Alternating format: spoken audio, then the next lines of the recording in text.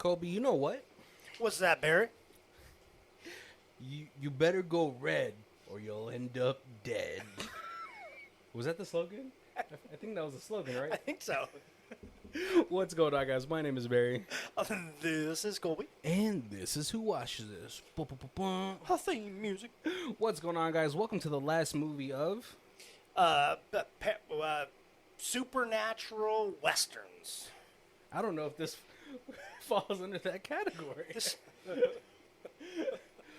Colby wanted to do it was Cowboys versus Aliens, but that was just too on the nose.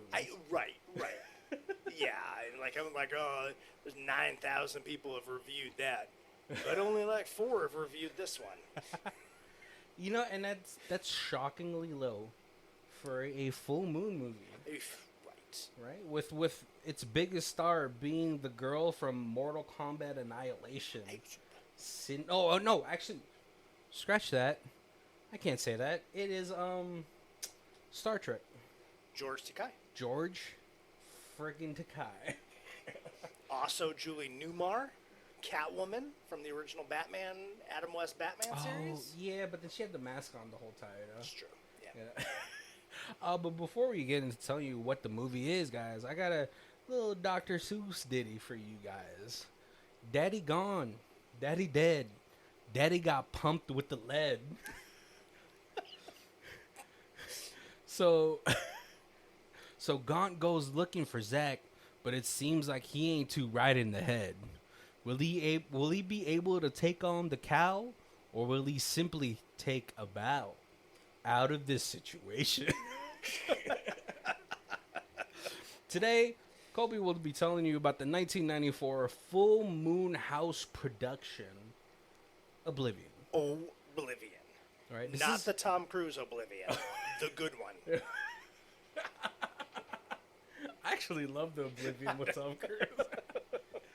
It is like, it's funny, like, oh, sorry, before we get into this whole thing, is like, it's funny that, like, Tom Cruise is, you know, I think a lot of people harp on, like, well, there's never any original movies out. It's all remakes or, you know, what's it called? Like, superhero movies. And Tom Cruise has kept on doing, like, these original type of movies. Right, except for the 17 episodes of Mission Impossible.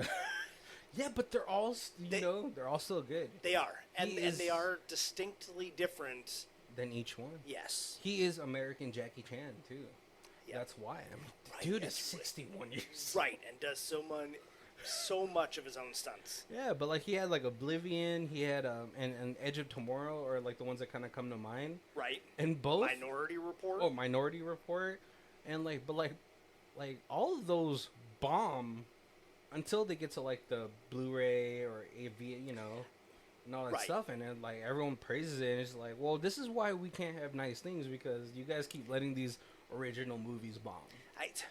It's that weird joke, and I always say, it's like, I always think I hate Tom Cruise, and then I watch a Tom Cruise movie, and at the end of the movie, I'm always like, why do I think I hate him? Because he's fantastic, and this movie was great.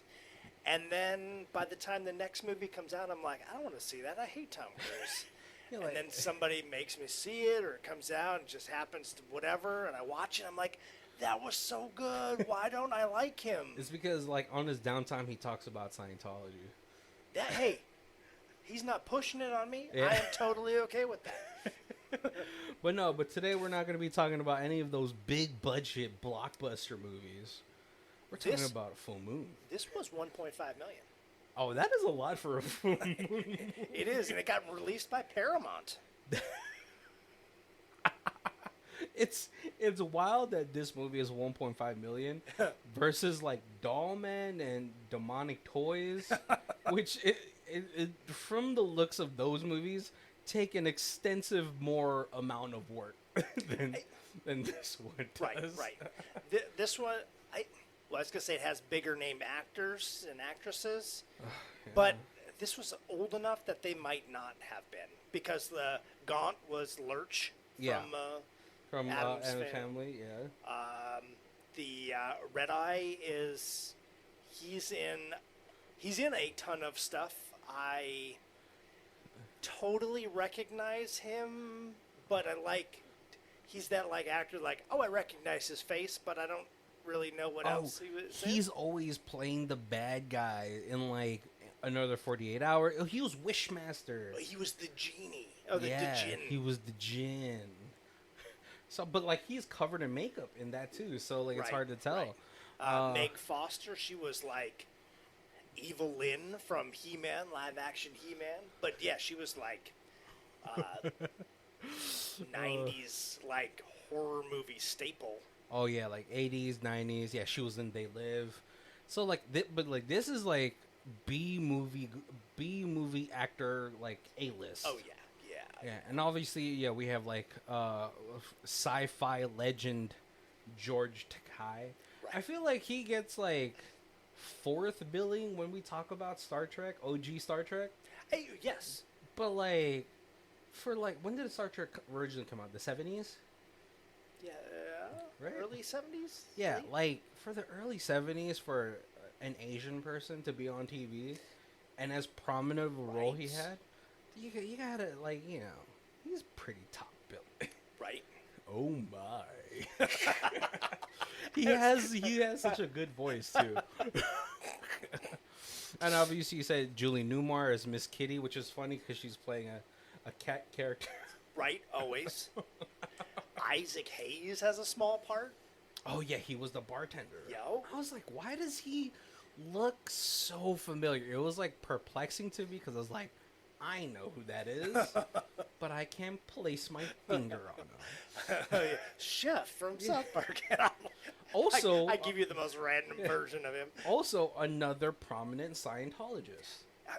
Right. Until, his unfortunate passing, R.I.P. legend. Yep. Isaac Hayes, legend. Yeah, so this movie is teeming with just, like, has-beens. That's, like, the worst way to put that. No, they're obviously... At this point, it was bigger actors and actresses than Full Moon was normally getting, or it was people who ended up leaving this and doing other things afterwards. Yeah. So, most definitely. Yeah, a jumping point for a lot, and just a nice check for some. Right. Right, and that's why this movie is $1.5 million. Yeah. Yep. All right, so Gobio, can you take it away with the review of this movie, which is teeming with illegal copywritten. And there's a few things that are pretty no longer politically correct, but and blatantly from other that spoofs. They're allowed to use it because they spoofed. Yeah. So it starts off with you get the feet of a cowboy walking through the desert towards a town, and then there's like the sign that's like "Welcome to Oblivion," population, whatever. Couple thousand. And then there's a little creature on top of the sign, and it gets crushed. Yeah. And then he downs the population by one. Classic Full Moon, like stop motion or claymation. Yes. Yeah. Yep. We get a shot of the Millennium Falcon. We'll get a shot of the Millennium Falcon. I was like, am I watching the right movie? I thought it was the Star Wars holiday episode. And then we kind of we shoot into town, and we're kind of introduced to the sheriff, and he is hanging out in the saloon. We meet Miss Kitty. She's kind of like the bartender or the waitress. Yeah, she's the owner. The owner. I would say that, yeah.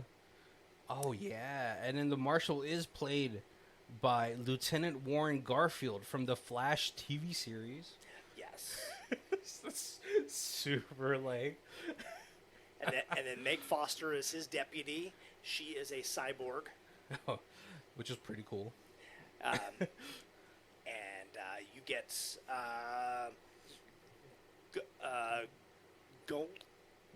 Gaunt.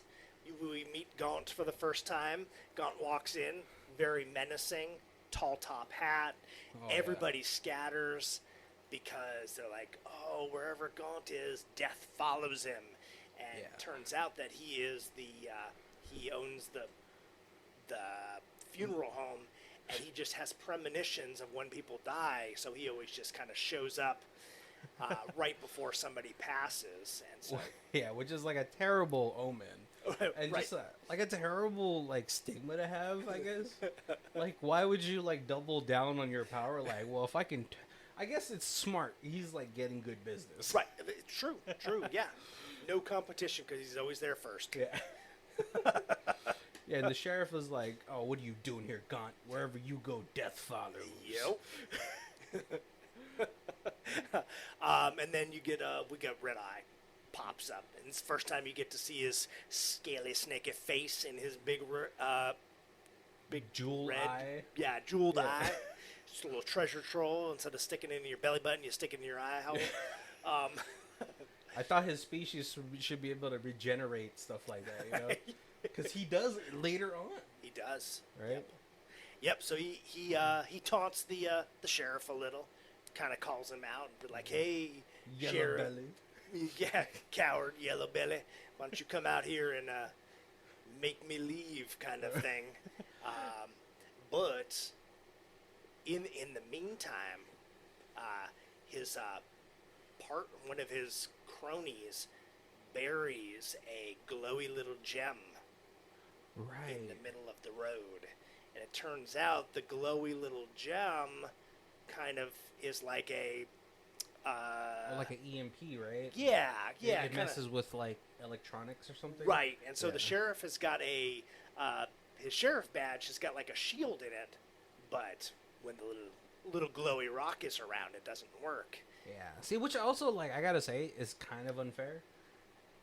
Because then what's the point of a duel if you have a force field? Yeah. But he's a sheriff, so it's fine. Yeah. So they have the duel, which the sheriff is assuming he is just totally going to win because he's got a shield, because he doesn't realize it's gone down. He gets shot right through the chest. Hubris. Yeah. It's the thing that befell Darth Maul during his first meeting with Obi-Wan. Yep. Deputy comes running out and is like, "Oh, sheriff, don't worry, I'll avenge you." And then as she runs towards the sheriff, she gets close enough to the EMP, and she is, since she's a cyborg, she tick tick tick tock. She's like the Tin Man with no oil. Oh, squeaky! Someone give her some WD-40. Yep. And then basically Red Eye's just like, "Okay, me and my crew, we're taking over this town," and now nobody can do anything about it. See, and like when I thought about that, you know, because like we watched the last week's movie as well, and that was also the same situation. They took over the town, but like I was thinking, I was like, you know what? If I'm a bandit in the Wild Wild West, this one is in space, so but still, same rules apply. I don't want to stay in one town. I want to be known as the Death Plague Bandits. Every city I come to, I kill a sheriff and leave. And they just leave. Let the next, like, vagabond be able to take over that town because there's no law. Exactly. There's no law. You're free now. The early signs of libertarianism. Govern yourselves. Right. Okay. What a legend, right? Boom. So yeah. So Gaunt takes off. He goes looking because he knows that the sheriff has a son. Mm-hmm. And then we get a little out into the middle of nowhere. You get the son is out there prospecting. Zach Stone. Yeah. He's out there prospecting, and he's like just irritated because all he can find is worthless gold, and he's looking for the glowy blue stones. Oh, I didn't know that Zach was Van Helsing in the Vampirella series in 1996. Oh, he's probably cult classic royalty. Yeah, so no, he's out there prospecting for gold. Yes, no, for the bluestones. Oh, for the bluestones. And all he could find is gold. He's like, oh, more of this worthless gold. Throw it away. Oh, yeah, because when he threw it to the back, I thought it would have been so hilarious if there was just like a pile of gold. Right. I was half expecting that too. Just to show low budget. Yeah, just to show you how kind of worthless gold really is. Sorry, go ahead. It's got some conductive properties, so it's good as like a... Oh, it has such low conductive properties, and it has a low melting point. The fact that you could get gold and then have a backyard kennel to work with it, I was like... Okay, so we got Zach Stone, and he's out there, and he comes across... What was the name of the... It's like Butte. He's not on here, but yeah, I know his name is Butte. It's like Buote. Like yeah. So he is. Oh, there, yeah, played by Jimmy Skaggs. Butte. Oh yeah. Oh. Yep. Is he? Oh no, he just probably. Oh no, he's dead. Oops. That's such a. Yeah. But he is the native of this planet, which is so very American Indian, but played by a white person. Yeah, and he has super chapped nipples. I was like, is this nipples really chapped? I'm gonna have to watch this movie again. Just to look for his nipples. Look for chapped nipples. But he's tied up, and he is about to get eaten by a scorp. Yeah. Which is space scorpions, and they have like 3 pinchers and 2 tails, and they are claymation, and they are fantastically done for a low budget. It's true fashion, like true Full House or Full Moon fashion claymation. I love claymation so much. And, like, I can't believe that Full Moon is, like, the one that, like, really utilized doing it. Yeah. Yep. Yeah, some Harryhausen kind of stuff. Yeah. And so Zach is able to help. Yeah. So he shoots the scorp, or chases the scorp off. Yeah. He rescues the Butte, and he's like, no, you should just let me die. And we kind of get the story that his family was killed, his wife and his son, and that they were also mining the bluestone, which I cannot remember the name of. Yeah. But his family was killed, and all their bluestone was stolen. Ugh. Damn it! And turns out that's the bluestone that. That's the gold of this planet. Incapacitated the cyborg and the sheriff. Yeah. Which is really cool. It has like a really cool glowing effect on it. It's like, space rocks. Right. Yeah. And so, of course, he's like in American Indian style, he was like, you rescued me, Kimosabe. I am now indebted to you. Yeah, and this is like Oblivion's version of Sundance Kid. Yeah. What is that thing called? Butch Cassidy and the Sundance Kid. Yep. This thing is teeming with parodies. Right. And if Spaceballs had come out first, I would totally be like, the Zach is like the guy. Dart helmet or whatever. Han Solo. The Han Solo guy from Spaceballs. Oh, little side story. I got so confused with Spaceballs as a kid because, like, one summer I had watched all of my uncle had like the box set of the original Star Wars, right? Which I have now, which is really cool. Very cool. I think I do. But I was like, and then I saw Spaceballs, and I was like, is this a part of Star Wars? Because I was like pretty young, so I didn't understand the concept of parody movies. Oh yeah. So I was like, this is really weird. Darth Maul is like funny in here. So I got my dad was a huge Mel Brooks fan. Yeah. And so I started getting all the Mel Brooks movies early on. Oh, Pet Shop of Horrors? Yeah. Nice. Producers, History of the World. Honey, I Shrunk the Kids. Yeah. Well, You're kind of what? old for that one, right? Honey, Oh no, that's not Mel Brooks. That's not Mel Brooks. They look alike though. Hold on. You can go ahead and tell your story. I gotta look up who did Honey, I Shrunk the Kids. But yeah, my dad's a huge fan of Mel Brooks, so I saw all those movies. So I definitely was like, when Men in Tights, when Spaceballs came out, I was like, we're gonna go see that in the theater. That's gonna be, I was confusing him with Rick Moranis. Oh, okay. That's a really weird mix-up now. It is a very. Oh wait, weird... no, Mel Brooks. No, who's the guy who played the helmet dude from Spaceballs? Rick Moranis. Oh, see, that's who I was thinking. Okay, Yeah. I'm sorry.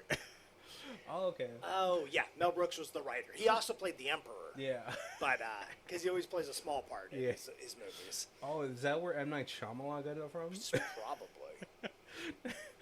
All right. So yeah. So he Zach ends up saving Butte, and they Butch Cassidy it up. Yeah, and so they're like, hey, let's get out of here because we don't want Squirps to attack us. And then gets to nighttime, and that's Gaunt shows up. And Gaunt's like, hey, Zach, I came out here. Or they're both like, uh-oh, which one of us is getting eaten by Squirps? And he's like, no death. I just came out here to let you know that your dad passed away. Yeah, Daddy gone. And he's like, no, I'm a pacifist. I don't. Everybody in town hates me. There's no reason for me to go back. Yeah. And then there's an insinuation of inheritance, and all of a sudden it was like, Whoa. well, maybe we'll go back for a little bit, at least for the funeral. Right, and like we're totally in the dark as to why him and his dad had this falling out. Right, so they end up going to town. Yep, they get back to town. They go to the saloon. They get into a little scuffle with the Mexican dancer. Oh yeah, the desperado. The desperado. Yeah, Yes, I guess that might be the proper term for that. So probably better than Mexican dancer. Well, he is. To be fair, he's dressed up like a mariachi, band member. Yeah. Because of his outfit, it looks very mariachi. Right. Yeah. So. And he's that guy at that point. He is trying to get the townsfolk behind him. Right. He's like, listen, if you go red eye, you'll be living, guy. And they start getting little red eye badges. Yeah, he's like, better red than dead. Yep. And that's where Isaac Hayes is the bartender there. Yeah. Gon freaks him out. Yeah. Right. Yep. Yeah, because Gon comes in, everybody kind of runs out, and then you got like the little showdown between Mariachi and Zach and his Indian or his Native American friend or his Native Planet friend. Right. Sorry. His Aborigine, I think, is that what they call him? I don't know. Yeah, and so Zach's definitely like, no, we don't want any trouble. My dad's passed, but we're just here for the funeral, and then we're going to be leaving. And he's like, yeah, you better skip town, friend. Butte, is that his name? Butte is like, no, don't disrespect my friend. Don't disrespect the dead. Yeah. And then, so he gets up. This starts a boxing. It's a saloon brawl. Yeah, and at this point, Zach is very pacifist. He's like dodging everything. Yeah. It's if you guys are like super into anime, it's like Vash the Stampede from Trigun. Right. Who like the early half of that season, he was like trying not to shoot anybody and all that stuff. Yeah, it's that kind of scene, right? Right. A lot of I'll step out of the way so you punch your own team member, which I feel like is much more disrespectful. Like to be like Tai Chi'd into kicking my own ass is like the worst possible feeling. We do get a scene with what's it called, like the apothecary girl and George Takei. Yes. Yeah, because George is he's the town doctor, but he's also the town like electrician, and apparently he created the original sheriff shield badge. Yeah, And he is very guilt struck that it didn't work. yeah, And so he has very, very much hit the bottle. yeah. He's like, and the way he's treating this apothecary girl, it's very much like Hank Pym in the original Marvel run. I think he was about to slap this. He pulls a gun out on her. Yeah, yeah. He's like, give me the booze, bitch. It's like, whoa. Well, that's right, because he gets kicked out of the saloon for being too drunk, so he goes to the general store. Hey, wait, what was his character from Star Trek? Sulu. Yeah, I was like, oh, chill out, Zulu. Set that thing to stud. And he makes, throughout this whole movie, he makes, like, super Star Trek-y, like, jokes. Yeah, Because he's drinking a bottle of Jim Beam, and he's like, beam me up, Jim Beam. He's racked with guilt. Yeah, so that's like a really cool, like, just like a little subplot, because it also introduces like this apothecary girl that is like, is it a love interest? Is it? She is like, she wants to be strong, but she's not, and she is just very dainty for this town, old west town. Yeah. So she is like truly like the stereotypical damsel in distress. Yeah, but she's like the guy. She's the person that pushes our hero to become a hero. Yeah. Right. So they end up going to the funeral home to do the wake. Yes. But funny enough, there's bingo going on. Right, because it's Thursday. I love that they repeated that joke 3 times. And I like how all the numbers that they say kind of match with like what they're talking about. Yeah. That's like if you're paying attention, you're like, oh, that's funny. Yeah, like, you know, the writing for this movie it's really good. Like, yeah. For a full moon movie. Because one of the writers is Peter David, who is a huge name in comic book writing. He wrote Incredible Hulk for like 15 years. He did like Supergirl. He did an Aquaman series. He did X Factor. He did some Spider-Man 2099, and he wrote that racist. and he wrote some Star Trek stories, both comic books and actual printed story. So that would be why the writing works. The writing, it's why this movie has brought in some Star Trek. See, that's crazy. Like I always think, like, a little side tangent, because you know we have 6 hours, so we're that's the thing, right? Because then, like, a little tangent for you guys, a little history lesson. So DC animated like universe, well written throughout the 90s, right? And so when they decided to start doing like live action stuff, the DC animated writing department thought they were going to be able to transition into that department as well. Right. Because like Batman the Phantom Mask. Yeah. Right? Like one of the first animated movies to ever be nominated for an award. Mm-hmm.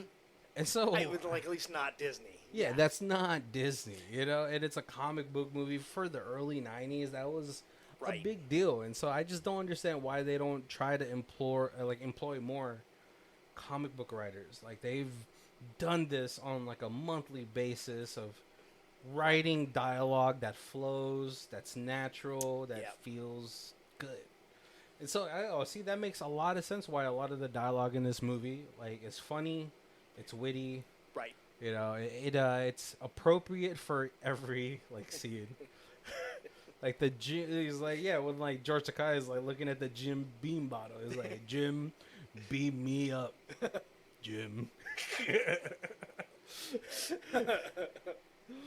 Oh man. So yeah, so like, doesn't Red Eye like crash this wake? Yes. Ugh.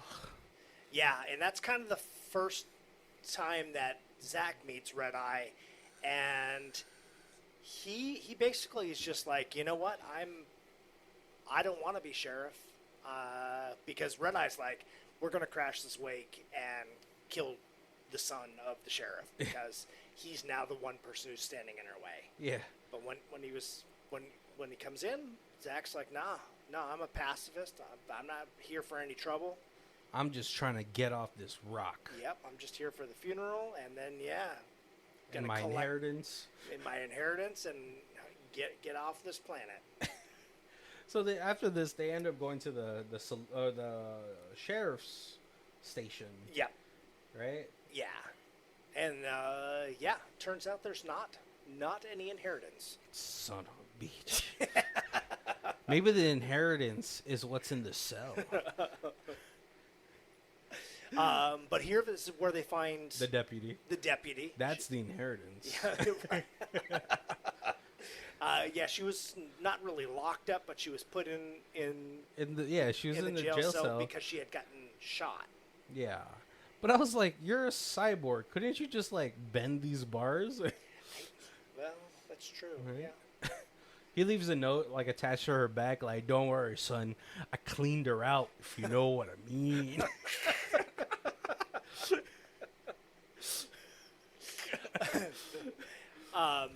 Yeah. So then, Butte and the deputy, they go back to the saloon, and that's when they meet the moose guy from Blazing Saddles. I don't know if that's the same guy. Yeah, the guy that's just like, it's a weird, it's like he's like a weird character. I don't know if you could do that type of character anymore. He is, what is the appropriate way of saying this without getting canceled? Okay, so Mad Max, he is Blaster from Master Blaster. Exactly. Yeah, there you go. He's what's it called? The dude from the Goonies. You know, the one that they find down there. Yes. Yeah. But he actually turns out to be the one that killed. No, is it? Yeah, he's the one that turned out to kill Butts. No, it's the other, the pretty looking guy. Oh yeah, and that's sort of where Butts starts to have like motivation to be like, I'm gonna kill this guy. Yeah, because he realizes, because he had a totem with a little mirror on it. Yeah. And he sees the pretty looking desperado. Yeah. Has it around his neck, and he's like, oh, that's the guy who killed my family. Yeah. And so after they have a little struggle with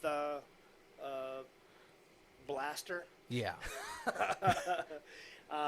He shows up with a little box, and in the box is a weird crab frog. Yeah. Oh yeah, and that's where they have Yep. what is it? Arm wrestling contest? Arm wrestling contest, because he's like, hey, this thing is the most deadly creature, but it only attacks people that are scared. Oh. And I know that you're scared of me, so let's arm wrestle to the fear. And see, and then maybe you can get revenge. Yep. And so they're doing arm wrestling, and this creature's well done too. Yeah. This is like a little Muppety, this is like almost like Play-Doh. Yeah. It's like Kermit's cousin that's missing a few chrome. You know, I'm not gonna say that. Yep. Oh man. And then Gaunt walks in, and the desperado gets scared because he's like, uh-oh, somebody's gonna die. And that's when he shows his fear. Yeah. And a little frog crab attacks. Wow. Yeah, and kills this guy. Kills him. But this in turn stirs the ire of Red Eye. Yep. It's like, you don't kill anybody from the Red Eye gang. Right. We don't got no clear eyes. And also, like throughout here, you meet the girl with the whip. Yeah. She's in love with Red-Eye. Red Eye. But strangely also very attracted to the apothecary girl. Yeah. Definitely willing to Yeah, thruple it up with her. yeah, she's like feeling her tits. Like, she like licks her face later. And I was like, oh, I wish that was me. Very, very 90s aggressive evil woman. Yeah, but this is where Red Eye captures Butte and puts him on that little, like, shame display thing. I don't know what you call those things. Like the gallows? Is that what it is? Oh, yeah, that is what it's called. And he just starts going to town with the whip. Oh, yeah. 50 lashes for the... I was like, yo, this is not okay. Yeah, so... Oh, that's her name. All her name in here is Lash. Oh, yes, yeah. Wow, still hot. Still hot to this day. She's like 70 probably. Wait, hold on. I gotta look Maybe this 60, up. 60, though. Yeah, Musetta Vander playing Sindel. She's 60. Looks great for 60. She's European, that's why. Oh, she's from South Africa, that's why. But yeah, and so then the apothecary girl's like, Zach, why don't you go save him? He's your friend. And this is when you kind of get the little bit of backstory that Zach is an empath. Ugh. And so when he fights with somebody or when somebody he likes is getting hurt, he feels what they feel. And that's why he doesn't want to be any part of the law, because when he has to like wrestle somebody, fight somebody, stop somebody gets killed, he feels it like deeply. And worst superhero power ever. Right. Yes. Like the kid from Sky High who just turns into goop. Just has a better power than this. That's a terrible power. Just to feel what people are feeling. Yeah. Like, if I was going to do that, I'm living at the saloon. Or at the brothel. Yeah, there's usually a brothel at the top. Like, the dude's always coming in his pants. Best power ever. It's like, I gotta have a year supply of pants. Or boxers, Jesus. That's why you wear adult male diapers. Or he just has a catheter all the time. That also works. Yep. Yeah. So, but he does end up saving Butte. Yeah. He goes out there because after the beatings, he's just like, I can't take it anymore. They get in a big Skircuffle out in the street. Yeah. They kill a bunch of people who are following Red. There's a bunch of people who are like, "Oh, we don't need no stinking badges," and take their better off red than dead badges. And oh man, but he saves Butte and he gets mad at the apothecary girl. It's like, yeah, finally, yeah, is that what you wanted? Yep. Me to be in immense pain. Yeah. But even then, like after this is where like Red is like, this is where we're kind of reaching the finale of the movie though, because this kind of leads to the climax of the movie. That was pretty much the climax of the movie. It was like, all right, well, there's no more turning back. Right. Red is now out for blood. Yeah. He does shoot off Red's arm. Yeah, which is really, I think this is where they got the inspiration for the Deadpool scenes. Yep, because it is a very cool practical effect. Arm regrow back. Yeah, I was like, yeah, I know. Whatever actually reminded me of was it was Deadpool second, but the Dragon Ball scene with Piccolo, where he like wills his arm back. Yep. I was like, that is disgusting. But yeah, so like, how did I forget? See, this is where I was like losing it. So yeah, so then he's like, Butte is like, hey, you were really rude to the apothecary girl, and he's like, okay, I'm gonna go apologize, and they get over there to apologize, and that's when they realize that Red Eye has kidnapped her. Yep. And taken her to the Badlands. And dies, and they're like, uh-oh, we have to go and rescue her. Yeah. And this is sort of like where like a lot of full moon like movies kind of falters into the storytelling, and it's just like straight action. Right, yeah. So we get like, we get all the action scenes. What's it called? Sidel is trying to fight the apothecary girl. Yeah. But then she gets derailed by what's the dude from the Goonies name? Not Chung, Sloth. Yeah, she gets after he gets a flamethrowered by the cyborg. Yeah, because he pulls the cyborg's hand Finger off, Yeah. and then her arm is a flamethrower. Yeah, but it's like she had a pretty sweet line. She's all like, "I've never been much of a finger girl," or something like that. Oh, and then I forgot. I this is where I'm like blanking because I was like, how does Zach dispatch of Red? He just falls right off a cliff. So he's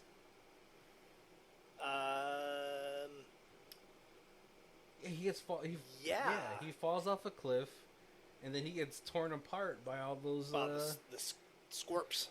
Yeah, which is like another cool scene, Right? because they're like they're pretty much doing that little torture thing where like you put every like appendage to a rope and then have 4 horses go. Oh yeah, drawn and quartered. Yep.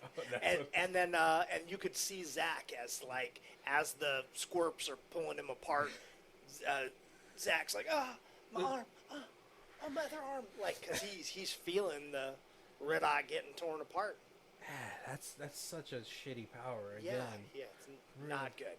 Is it like if he sees it, it happens? It must be. Right, because if it was just me, I'd just like look away. Like, okay. And like, does he? And how does it end after that? Sorry. So it kind of ends where then the cyborg girl saves Butte from being whipped by Lash, and she accidentally whips Sloth. Yeah. And Sloth's like, "Why are you hurting me?" Everybody's hurting me now. And then he starts chasing her, and they disappear into the second movie. Yeah. And Zach decides to stay, right? Yeah. And so he's like, "I guess I'm going to be the sheriff," and he kind of gets in the death wagon with Gaunt and Butte and Cyborg Chick, and they head back towards town. Yeah. Oh man, Gaunt is still alive. At 74.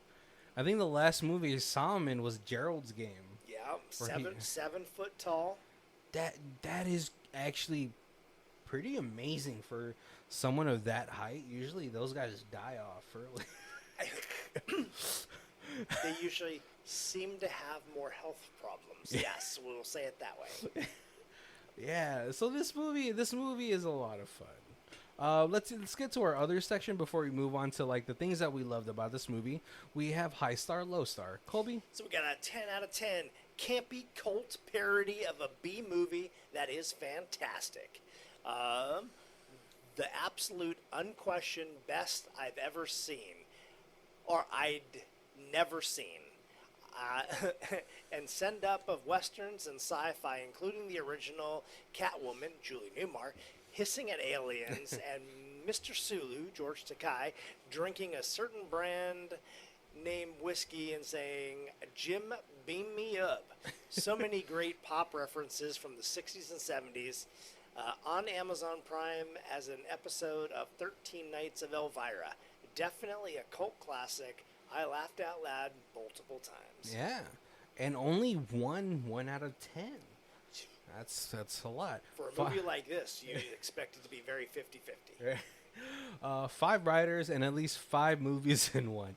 You get 5 writers together, each have each write a different story with a different genre, and then you try to make one movie out of it. It's action, it's adventure, it's sci-fi western, it's a total mess.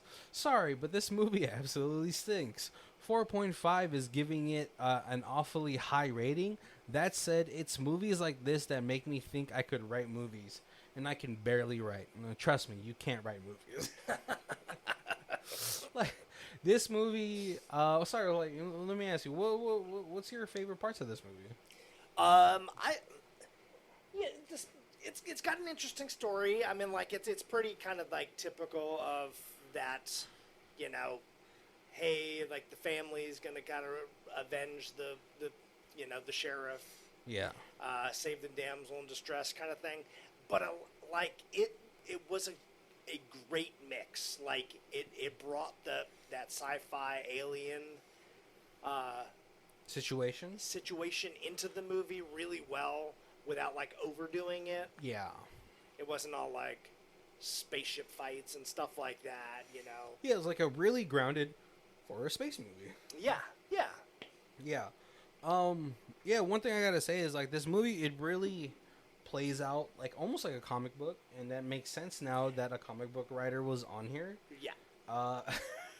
Honestly, I would love to see like a remake of this movie in today's time, just because I feel like it could, like, if the I wouldn't say if the writing was better, maybe if just like if it had a little bit more time to flesh things out, it could definitely rival Serenity, which is like someone's gonna be like, that's a tall order, yeah, buddy. But again, this was released in 1994, released by a fairly like B movie horror, like B movie studio. Right. Yep. Obviously Paramount just got the distribution rights for it, but Full Moon is the one who made the movie. But just imagine this being like helmed by like a bigger studio, maybe like A24, because I feel like they let their directors and writers. Yeah, I think they could do a good job with it. Yeah. At the helm, and I think this could be just a really great sci-fi western. Yeah, there is a sequel, and apparently, the original and the sequel were filmed. Oh, sorry.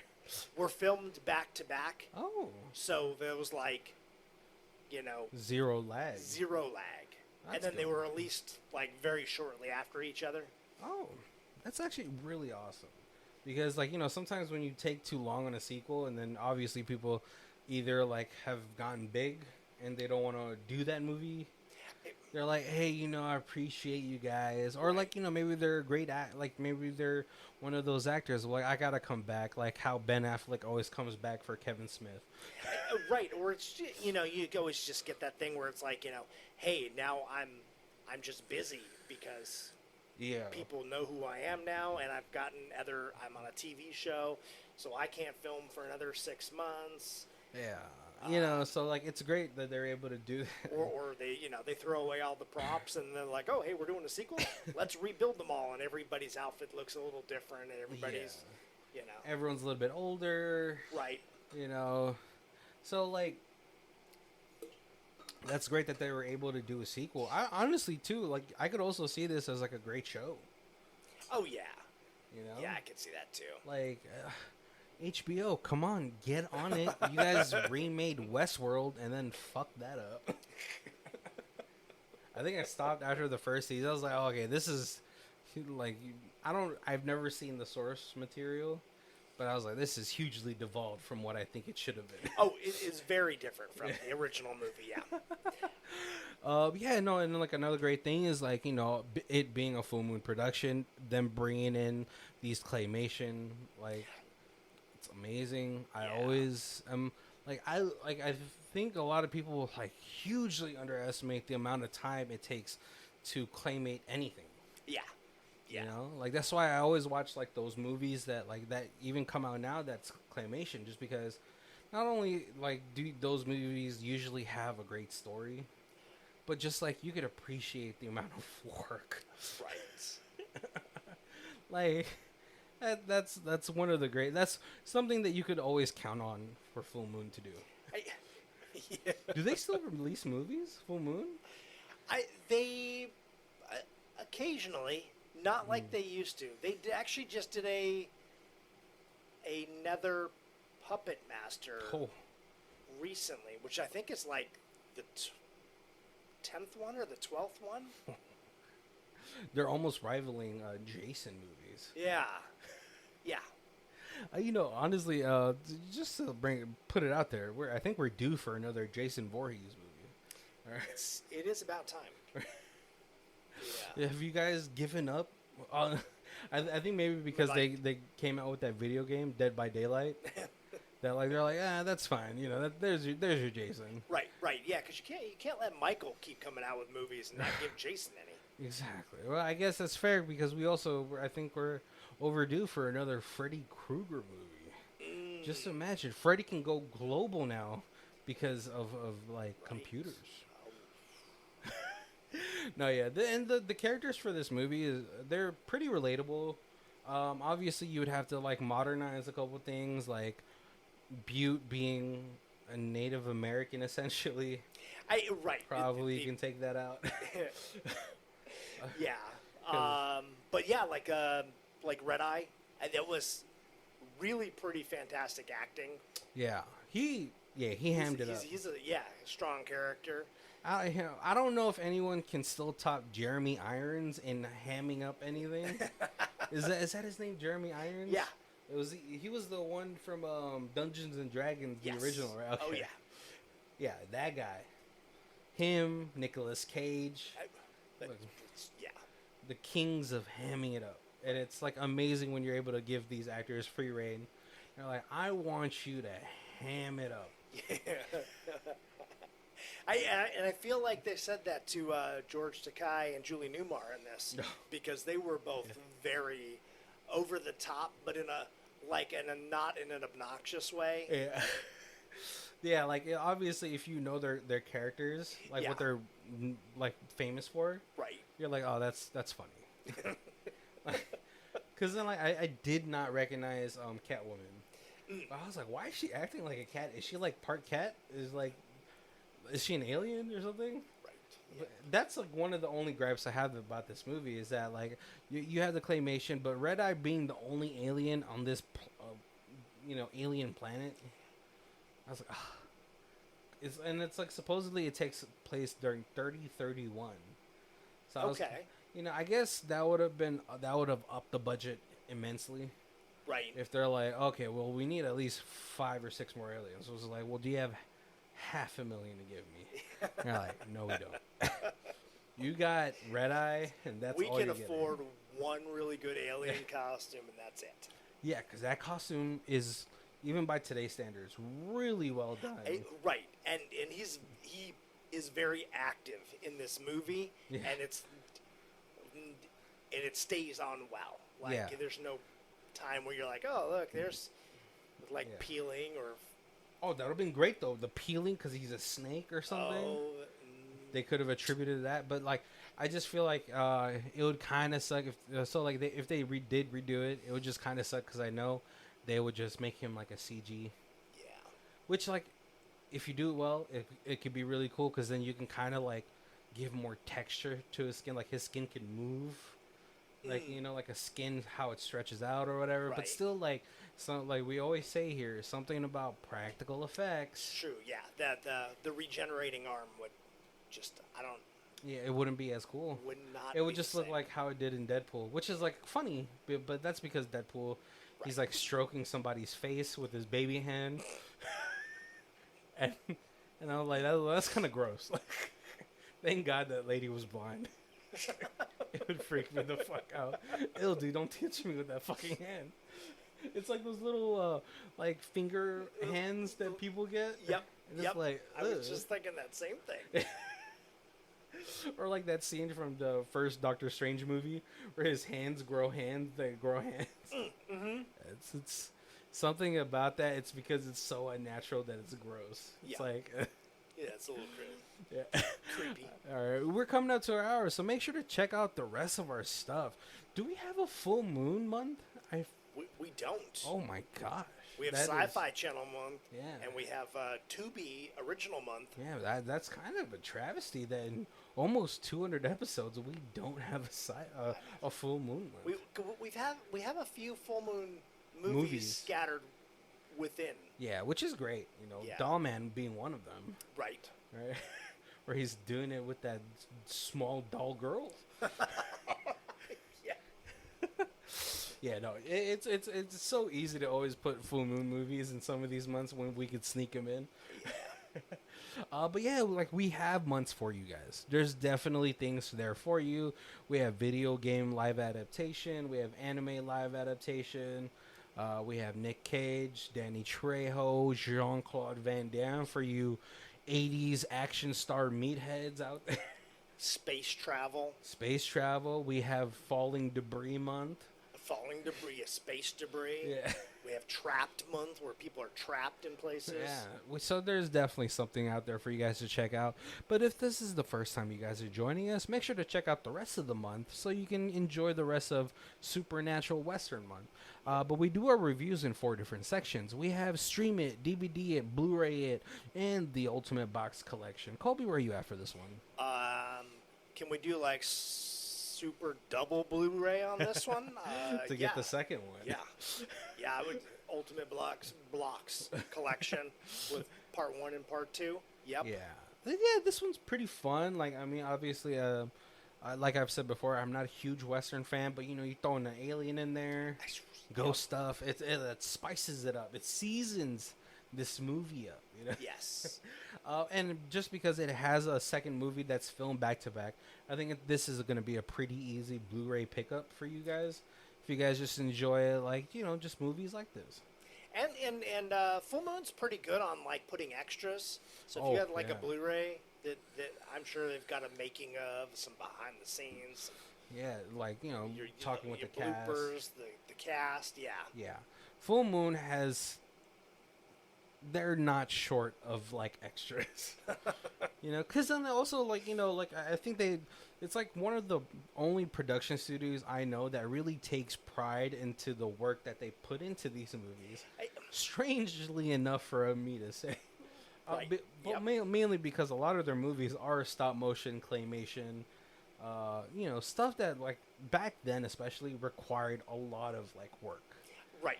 And they highlight the people in the background that put the work into this. Yeah.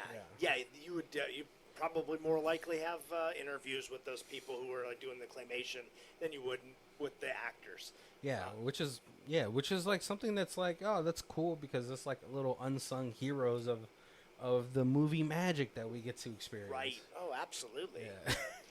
All right, well, coming up to our hour, we just want to say thank you guys for joining us. Make sure to check down our link down below for our Amazon affiliate links. Obviously, me and Colby are trying to surf and turf it up.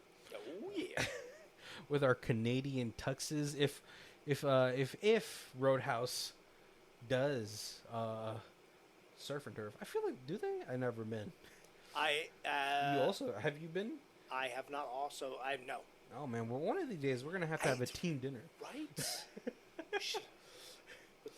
They always seem very, very crowded. I was like, we could do an episode there, but I don't think they would appreciate us sitting there for 2 hours. Yeah, like you guys gotta order more stuff. Yeah, we'll be sloshed by the end of the episode. Is well, if I keep ordering these whiskey neats. Yeah. No, oh my God, sound design, sound there would be a nightmare. But yeah, that's what we're trying to do. But yeah, help us out. That'd be cool. Me and Colby's getting a new computer, so we're gonna be able to do some Discord calls, talk about other topics besides like just random. We might not talk about movies. We'll talk about random movie topics though. Right. Like top 5 horror icons. That's a video for the. And we don't usually mention it, but we also have a TikTok channel, and we'll post more clips there too. We can get some clips up on that. Yeah, so definitely check that out. But definitely follow our Instagram, our Facebook, our Twitter. We love you guys, and we want to converse with you. Yeah, we would show us how much you love us back. All right. All right, guys. Thank you guys for joining us. My name is Barry. This is Colby. And this is Who Watches This. If you guys want to check out the theme music, it is Lee Rosevere. It's called Arcade Montage. It's on our album Music for Podcast 3, and her Bandcamp is down below. Thank you.